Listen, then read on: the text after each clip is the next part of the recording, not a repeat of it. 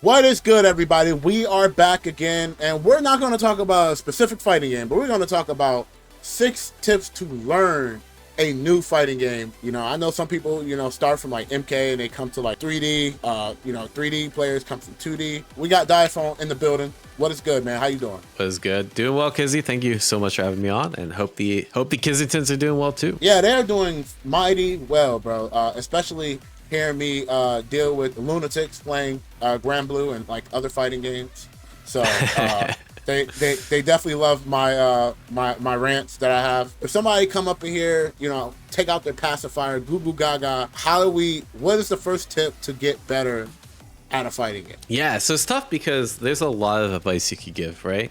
And I think that's actually part of the issue for people getting good, is that there's just so many resources and there's so much out there, especially with a new fighting game, that you could study the system mechanics for like 10 hours and still not even play a game online. So actually my first step here would be to ignore a lot of that. It's to basically get a super basic game plan together so you can start practicing online. So to me, that's like learn like the basic system mechanics, right? You don't need to learn the intricacies, but like, how does the combo system work? How does movement work? How does, what are the bullet mechanics like drive rush or, activating heat in Tekken 8? Like, how do those work? And then like figure out like your key moves, figure out like one combo, and then go online and start playing and see how that feels. And you're obviously going to lose a lot, but I think one of the first steps to getting good is to lose a lot and figure out where your gaps are in your gameplay and what the opponents that are beating you, what they're doing that you don't quite know how to deal with. And then you can start adding on additional stuff after that. I can definitely understand it, because I feel like when somebody is like starting new, like I feel like some people just give them like a big ass like Bible of just like full of things that like they don't even need yet. You know what I mean? Like it's not even there yet. And I think that could overwhelm people. Mm-hmm. Yeah, it's not that like any of that stuff is wrong. It's just it's really easy to get lost in the sauce, because I think what happens is like people don't want to lose, right? So they're like, oh, I'll just do all this work up front in order to avoid losing. And I think they end up shooting themselves in the foot because they not waste all this time, but all this time's like kind of inefficient. And they're going to lose anyway. So it's like, you might as well just get the losses out of the way so you can figure out how to get better quicker. I think that is a great tip. For my tip that I'll give to people is finding a character that fits what you like, right? Aesthetically, right? So, I feel like a lot of people be like, yo, man, which character should I play? I think the biggest tip is like really pick a character that is cool. Like, don't think about, like, is this character technical? Don't think about any of that. Literally just pick the character that you think is like really cool. Because in the games that we play now, there's a lot of ways they already removed a lot of the execution barriers. And there's also like multiple control inputs that you can use. Granblue had it, Tekken have it, Street Fighter 6 have it. So if you're picking up one of these new games, like having like that stylish or whatever mode they want to call it, don't be discouraged by it. Just pick a character that is like really cool to you and start hitting buttons. And I think that tip can really go a long way, mainly just because you're only just thinking about, oh, this character's fun. And then like when you like a character, you're like, well, I like this character, it was really fun, so like I'm like enjoying it. But when you start talking about like, oh, this character sucks and things like that, you're like, do I really want to play a character that sucks? Or like, things like that. They start putting stuff in your head that don't matter. I mean, to me, character choice matters, right? Especially when you get to really high level, and you don't want to be playing a low tier at high level because you might hold yourself back, or you might make the excuse the character and not yourself. And there's all these reasons. But when you're starting out, none of that matters, right? Right. And I think it's going to come down to either I can lose with a character I really like, and because I really like this character, I have a lot of fun with it. It'll give me motivation to kind of keep pushing forward. Or I could try to pick a top tier or an easy character, and I might get some like easy wins off the bat, but then I'll start losing and I'll be playing a character I don't like. So to me, it's like you're trading off short-term gain for picking like an easy character for long-term loss. As you improve and you start figuring out like, okay, I've got out of the beginner to novice. Now I'm going to like slightly into the intermediate. Okay, is my character like, now I got to look at like, how's my character performance?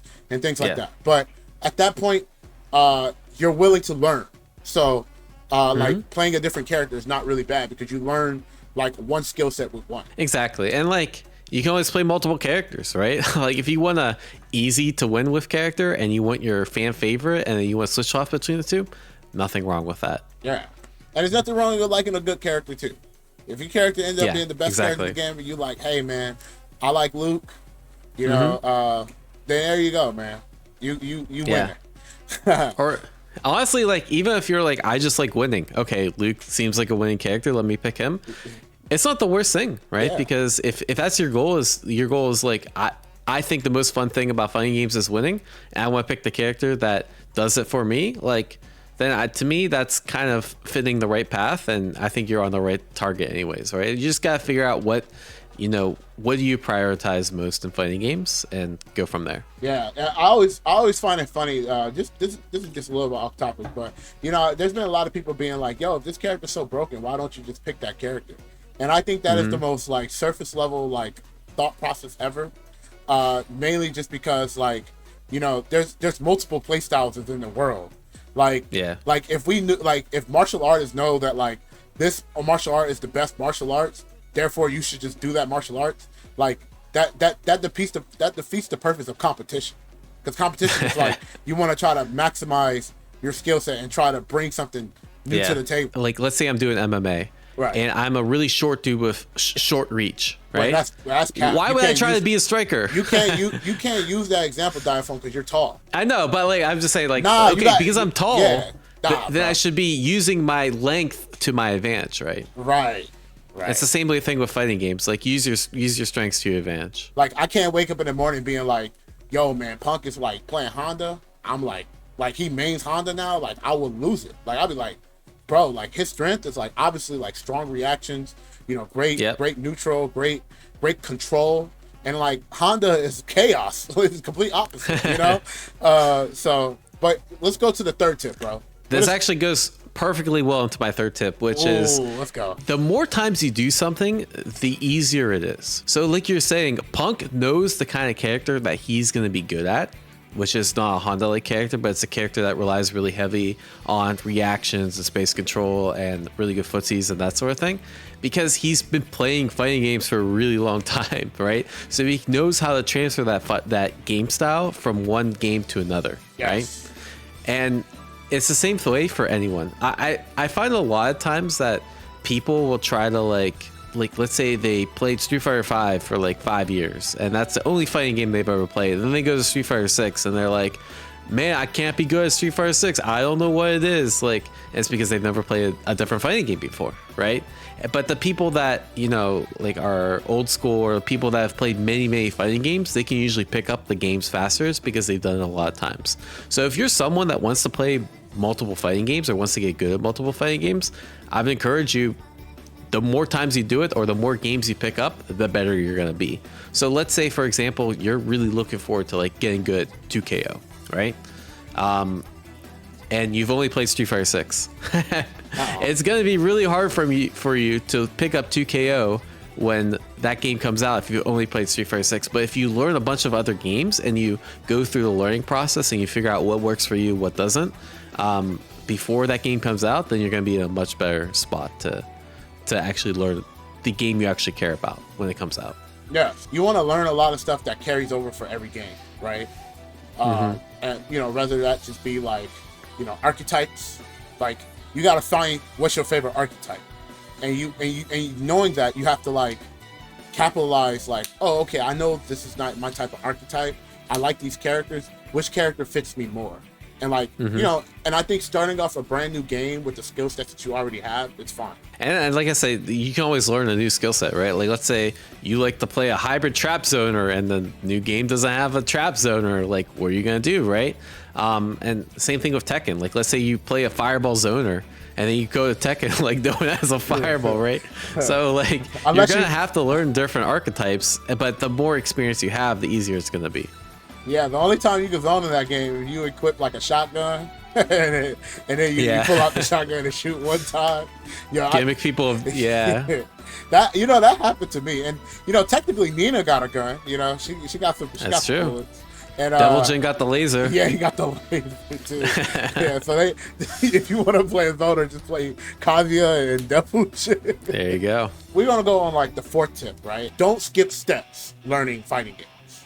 I think that is a big important thing. And like a lot of people be like, well, I'm not trying to do this like for eight months to a year. I just want the now. But even though you want the now and like you kind of like you play, or you kind of like you try to move forward like pretty quickly, I think taking like each step is like really important. So when you do go to like different games, it's not really like foreign to you. Like for example, it's like a lot of people when they play Strive, and this came in my chat, and like I was so impressed of like hearing somebody say something like this, because I never thought that this would ever in my life happen. When you do combos and you hit somebody in the corner, you wall break and stuff, right? So somebody asked me, they said, hey, I'm having a hard time understanding like a gameplay when I put somebody in the corner. What should I do? Yeah, Strive was their first fighting game, and like that game doesn't really promote like people in the corner. Yeah, I get what you're saying. So when he said that, I don't know what I should do when I have my opponent in the corner, like, do you have any advice? And I was like, wow, I never in my life think that somebody would ask that. Right. And I think it's important to just learn every aspect, like in terms of steps. Like take every step of aspect of learning things. Even if certain games doesn't promote it at all, I think you should have like a concept, even at a surface level, a concept of like what it is, and don't skip the steps. So when you play other games, nothing is foreign to you. I think what do you think the most common step someone skips is? I definitely think spacing is one of the steps that a lot of people skip, because it's very easy to skip, right? It's like, I just want to hit buttons, right? Like even in training mode, like offense is like the first thing they tell you to do, right? Even in the tutorial mode, they be like, walk forward. That's offensive, right? So everything, all games always teach you how to like fight, but games does not teach you like control, like how to control the pace of the game. And I think spacing is like a thing that a lot of people really skip, because there's a lot of mechanics that allows you to go to point A to point C. And obviously it's not the player's fault, but it's fun. Like everybody just want to have fun. I think a lot of people kind of fall into that trap though. And this actually really goes well into my tip number 5. Okay, let's go. So I'll kind of combine them, which is don't get too hung up on your ego. I think a lot of people, especially if they were good at a previous fighting game or good at like any other type of video game, right? Like I've seen people who are like, I've hit Radiant in Valorant. I don't even know if that's a real rank. And then they come to fighting games, they're like, I'm getting cooked. Man, this must not be for me, right? Which is not really true, because it doesn't matter who you are. It's going to take a while to get good at, right?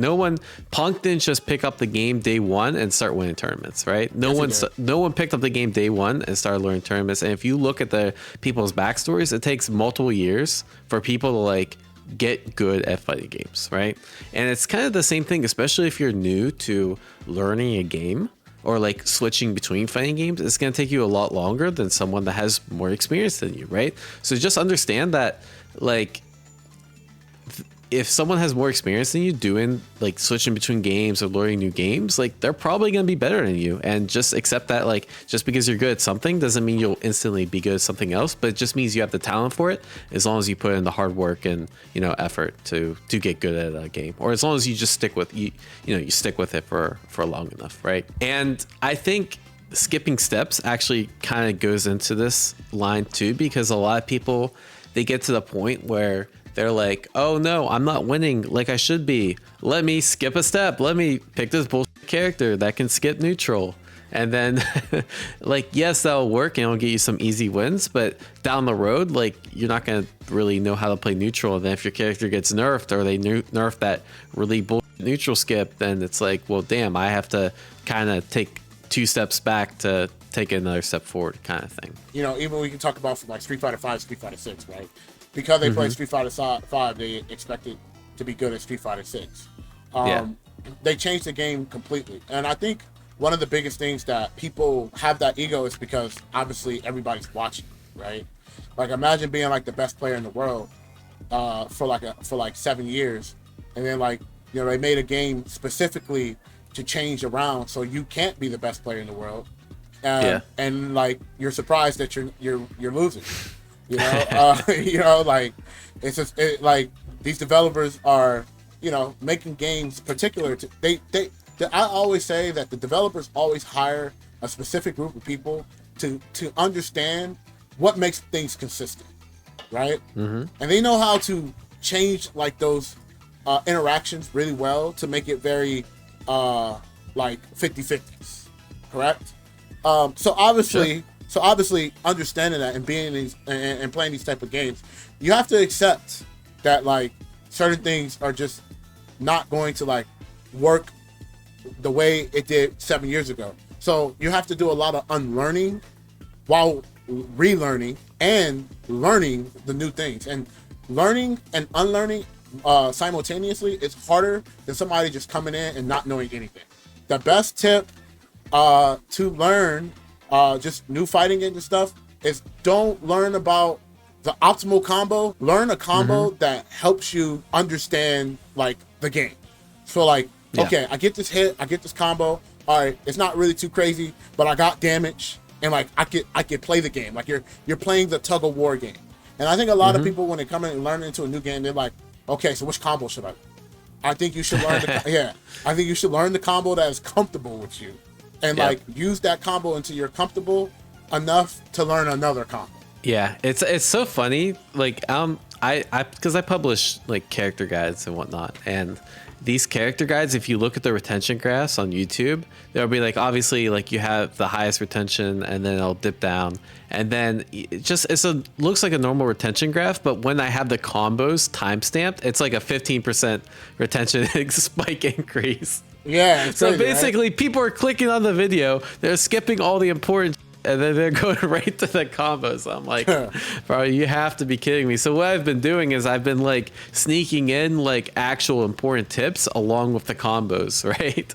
And I've been like paring down the combos because like that's the important stuff is like what do you do after the combo, right? Like how do you land the combo? And yes, of course, you need to learn a couple combos, but those combos should be like really, really basic, right? And then I'll think like next couple of guides, I'll like the really hard combos I'll stick at like the end in like an advanced section, right? So that way like people can kind of prioritize. But yeah, you're right that people love to learn combos. I think it's like I don't know, I think there's just like some human psychology that's like, ooh, I do combos and I feel like I'm making progress, but it really in terms of like what actually gets you good at the game, it's all the stuff around the combos.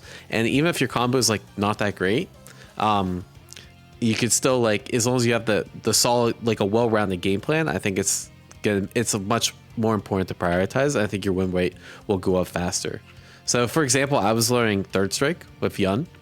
I did a 1 week challenge, right? Oh shit. And my goal was to get as good as third strike as possible with Yun in 1 week. And I don't know if you know anything about Yun and third strike, but that character has some of the hardest combos known to man. Yeah, he does. And even like the easy combos are hard, right? And like even some of the like basic ones are character specific. So he has like different easy routes depending on the character, right? And I could spend the whole week learning those combos, but because my goal is to get as good as possible in 1 week, I learned a basic combo that worked on everyone. Yeah, sure, I did like 30% less damage than a normal Yun would, but is consistent, right? And I could understand the flow of the game plan, and then I can focus more of my time on stuff like how to properly space a dive kick, how to punish the bullshit other people are doing, right? Like how do I punish the scrub tactics that other characters have? How do I, my meterless combos, how do I know what to do? And I think that helped me out way more in the challenge than like if I just sat in training mode for like 20 hours grinding out these combos. Yeah, dude. I actually want to check that out. I just need to see how was the experience playing Third Strike? It's godlike. It'll be on YouTube, so check it out at Diaphone. Oh, well, there you go. Well, we wrapping up, man. So check out Diaphone. Make sure you guys give him a follow on YouTube, man. Follow his Twitch. So if you guys want to see Third Strike Diaphone, do some Third Strike, y'all. See how I learned a new game. Yeah. Yeah. So I think that'd be really great for players that are learning tips to play fighting games. So with that being said, thank you so much for coming here. Let us know in the comment section below. Have these tips helped you guys? Have you heard these tips before? Are there any tips that you guys want to mention that also is really important? Understand the best from everything and everyone, but you know, we appreciate you guys too. So make sure you guys subscribe to the channel, leave a like, and we'll see you guys on the next episode. Peace.